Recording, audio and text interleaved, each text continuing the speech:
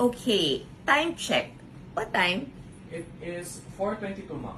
4:22 p.m. and this is Monday, the day after my birthday. Pero I did not want to show what people had sent me because parang I felt I had to show what I had given before I showed what I received. So, ito muna.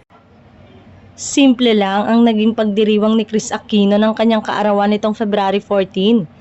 Base na rin sa kanyang latest Instagram post.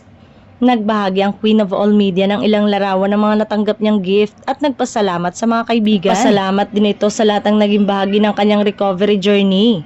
Sa post naman ng best friend niyang si Dindo Balares sa Facebook ay ibinalita niyang sinubukan na raw ni Kris na magbalik sa trabaho.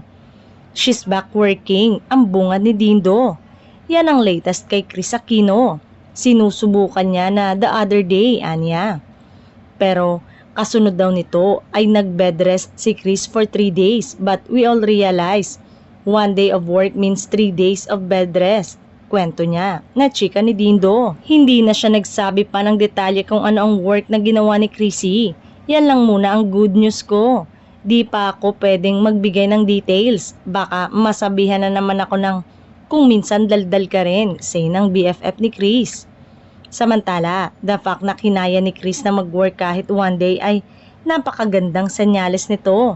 Na ibig sabihin ay bumubuti na siya talaga.